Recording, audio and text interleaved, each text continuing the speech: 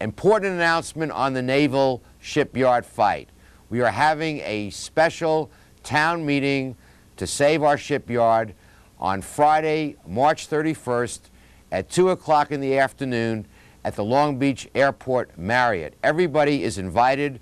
We are going to tape a special 90-minute videotape which will be sent to President Bill Clinton, an open letter from the people of Southern California urging that the President use his good offices to save our shipyard. We'll be having a blue ribbon panel of guests, and they will address the proposed closure of the shipyard. Chance for you to be seen on TV, to lend your support to this very important effort. The men and women of the shipyard deserve to have this shipyard saved. The show will be broadcast on CVI on Channel 3 every Sunday night at 7:30 for the entire month of April. Copies of the program will be made available to sister systems. In fact, we have on the phone right now our Congressman Steve Horn, who in fact will be part by videotape of that special. Good evening, Steve. Well, good evening, Art. Glad to be with you. Glad to have you on the show. Steve, what is happening in Washington with regard to the naval shipyard?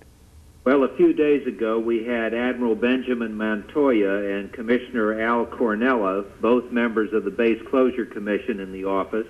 We had an excellent discussion with them, making the points of the errors that are in the Navy analysis, and also the situation with regard to what I call a growing national scandal of the $750 million to $1 billion that the Navy wants to spend in San Diego to berth 2 to 3 nuclear carriers when they could do the same thing for $9 million to $25 million at Long Beach. Was that factored into the Navy's recommendation to close Long Beach? No, they didn't even consider it. They are really sort of blind in terms of how they analyze costs. We've had a difficult time getting the money figures from them. I told the Comptroller General staff and the General Accounting Office they ought to issue a subpoena on them, and they talked tough to them, and the numbers have now come over to the General Accounting Office. And you referred on the floor of the House, Steve, to that as a growing national scandal. That's correct, and I will keep it up, and as I told the Chief of Naval Operations, if you have a loose $1 billion over there, we're being accused of shorting food programs and everything else, I'm going to make it a national scandal. Amen to that, Steve. And what about that 75-mile limit that somehow got itself worked into law with no justification whatsoever, as you have said publicly so many times? Well, I asked the Chief of Naval Operations personally to get rid of it. He thought they had. The fact was he misread his briefing paper, and they hadn't. And this is the only part of the United States where that silly order applies. It was issued by Admiral Kelly, who was commander of the Pacific Fleet until about 6 months ago, and it does not apply at Puget in relation to Portland, does not apply at Portsmouth in relation to Newport, and it does not apply at Norfolk. Hadn't that worked itself into statutory language? It's before my time. It is not statutory language. It is simply an order of the commander of the Pacific Fleet. I've talked to Admiral Slaughter. So has Mayor Beverly O'Neill of Long Beach. We've both asked him to reconsider that and overrule his predecessor. So that's a Navy call. That's right. And then I also mentioned to the SOS dinner by telephone that everybody that knows something about the shipyard needs to write the President of the United States. He's the one person that can get us off that list where we don't belong in the first place, and stress the diversity of the workforce, 60% minority workforce, first-rate skilled craftsmen and craftswomen, and we're proud of them in Long Beach. We ought to let the President know we're proud of them. Well, you know, Steve, there's a lot of political juice coming out of San Diego and has been for a long time, but the men and women of this shipyard have performed. They've done, as you just pointed out, what was asked of them to do, and they really deserve to have their shipyard, our shipyard, saved. And to close it in the name of economy, as you say, is bordering on a national scandal.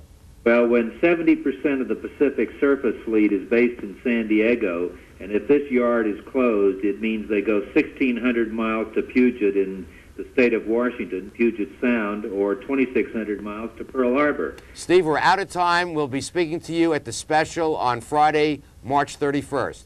Right. Thanks, Steve. Congressman Steve Horn, direct from Washington. That's our show for tonight. Next week, City Manager Jim Hankler. Thanks for joining us. See you all then.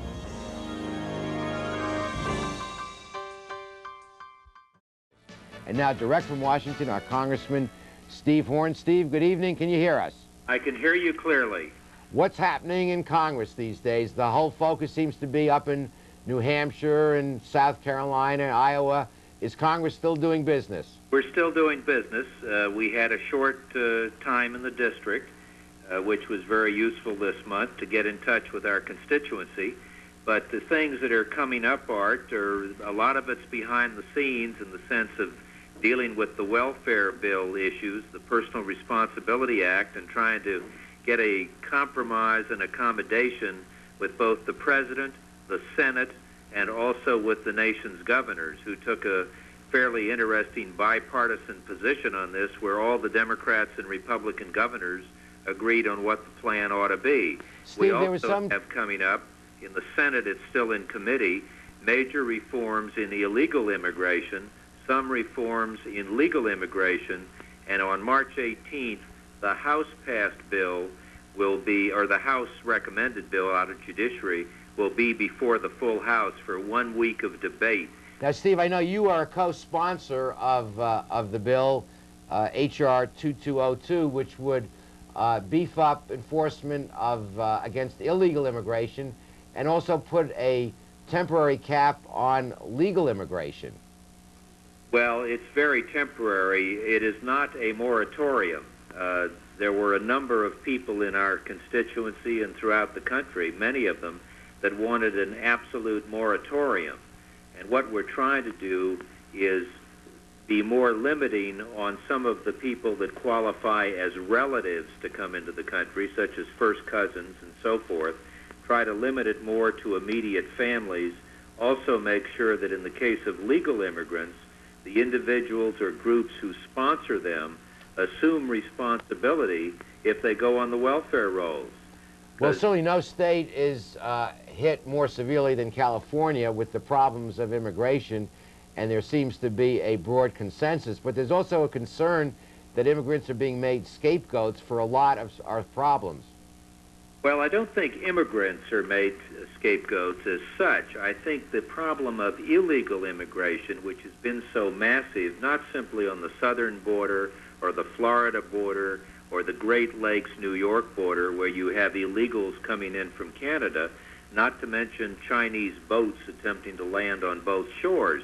That is the issue that has really upset most people. Steve, what's your view about immigration? Is this not a net positive to the economic mix of our country? Well, as the son of an immigrant, and thus I'm a first-generation American, I feel very strongly that we should allow legal immigration. Yes. But in some cases, our social services are being absolutely swamped by illegal immigration. By illegal Yes. immigration. And what got me into this in the mid-'70s, where I was one of the first people to speak out on illegal immigration as a then part-time federal official. I was vice chairman of the U.S. Commission on Civil Rights. I do remember. Got me into it was when the leaders of Watts sat down with me and said, we've got a problem. Our young people are being pushed out of jobs, Yep. hotels, in restaurants, and in gas stations. Well, the principle of sovereignty would indicate that a country has the right to control its borders. Absolutely. And every president, Republican, Democrat, liberal, conservative, has failed to control the borders. Now, President Clinton seems to be willing to do some things there, and it remains to be seen.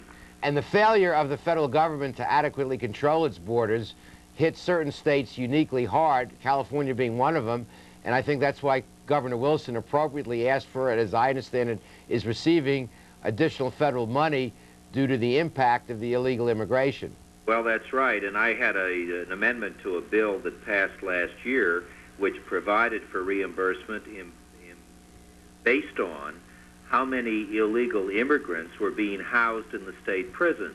The California estimate of what it cost them to house those prisoners is roughly $400 million per year. That's a significant part of the budget, I'll bet. That's right. And when I was home, I listened to a number of the candidates for supervisor at a particular forum where I was also speaking, and there is great fear that L.A. County might well be in a bankrupt situation in another few months. Yep, I've been here. The reasons is the heavy drain on health care, medical services, emergency rooms, and a lot of that drain has come from illegal immigrants. Steve, we just have a couple of minutes left. If I can switch the subject for a moment.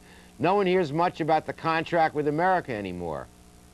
Well, believe it or not, progress is being made in the Senate. As you know, that contract represented 10 issue areas, all of which had over 60% support of the American people. Line item veto, we passed that. The Personal Responsibility Act, reforming welfare, we passed that. Term limits, now that's the only one we lost of the 10.